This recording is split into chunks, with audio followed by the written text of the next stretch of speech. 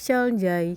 ទោះបីចុងខែមិនចុងខែក៏ដោយដាច់លុយមិនដាច់លុយក៏ដោយឲ្យតែចិត្តចង់ញ៉ាំគឺធ្វើភ្លាមពងក្រូចត្រាំទឹកស៊ីអ៊ីវនេះរូបមន្តគឺធ្វើតាមចិត្តខ្លួនឯងចង់ញ៉ាំរសជាតិមិនដាក់ប៉ុណ្ណឹងអញ្ចឹងណាអត់មានរូបមន្តកូរ៉េជប៉ុនអីទេគឺរូបមន្តចេញពីខ្លួនឯងមកធ្វើខ្លួនឯងញ៉ាំខ្លួនឯងភ្លក់ត្រូវមាត់ចូលចិត្តមួយណាគឺដាក់កំណត់ចំណាំខ្លួនឯងមកថាលាយប៉ុន្មានអីប៉ុន្មាន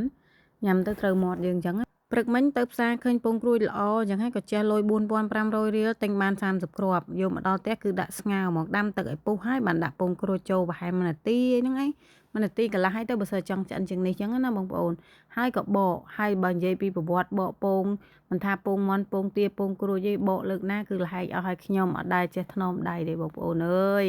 ធ្វើមិនទេនេះស្នាដៃបងប្អូនពងក្រួចខ្ញុំចេញមកមានបែកមានមូលអីចឹងទៅខ្លះណាបែកឡើងខ្ចាយអស់ចឹងញ៉ាំអស់ខ្លះទៅសម្រាប់ទឹកស៊ីអ៊ីវដែលយកមកត្រាំពងក្រួចនេះគឺគ្មានរូបមន្តកូរ៉េជប៉ុនឯមកពីណាទេនឹកឃើញធ្វើខ្លួនឯងភ្លក់ទៅត្រូវមាត់ចំណាំដៃខ្លួនឯងហ្មងថ្ងៃក្រោយចង់ធ្វើអីអញ្ចឹងយើងដឹងហ្មងថាធ្វើមិនឆ្ងាញ់ត្រូវមាត់ខ្លួនឯងអញ្ចឹងហើយនេះខ្ញុំប្រើទឹកស៊ីអ៊ីវចំនួន1ចានទឹកជាមួយចានហើយស្ករ3លាបព្រាកាហ្វេបើមានប៊ីចេងបងប្អូនចូលចិត្តញ៉ាំប៊ីចេងដាក់ប៊ីចេងផងក៏បានដែរហើយទឹកស៊ីអ៊ីវនេះបងប្អូនអាចយកទៅត្រាំជាមួយនឹងពងមាន់ឆៅដែលយើងយកតែក្រហមយកមកត្រាំក៏បានហើយយកមកត្រាំជាមួយនឹងបកាក៏បានដែរបកាយើងយកមក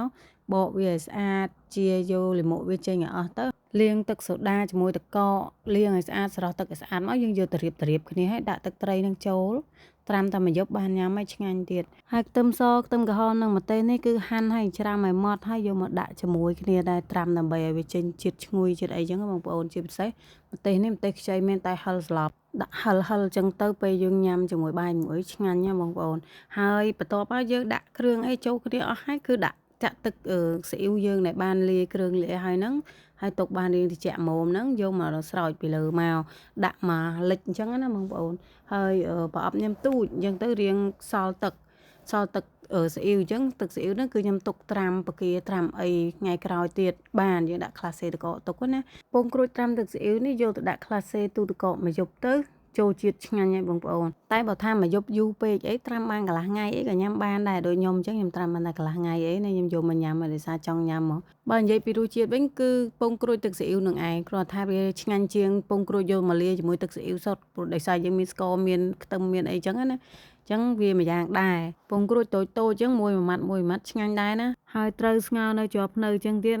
រសជាតិហ្មងបើកម្លាំងបើសុខភាពតែកុំភ្លេចដាសាយបាក់សៃត្រូវការពារប្រុងប្រយ័ត្នដូចគ្នាហើយវីដេអូមានតែប៉ុណ្្នឹងឯងបងប្អូនអរគុណច្រើនសម្រាប់ការតាមដានទស្សនាវីដេអូតាំងពីដើមរហូតដល់ចប់ជាពិសេសអរគុណខ្លួនឯងសម្រាប់ការព្យាយាមថតវីដេអូកាត់វីដេអូបញ្ចូលសលេងតម្រាំទៅហើយមកវីដេអូយូរដែរហ្នឹងហើយចុងក្រោយស្រឡាញ់បងប្អូនអរគ្នាបាយ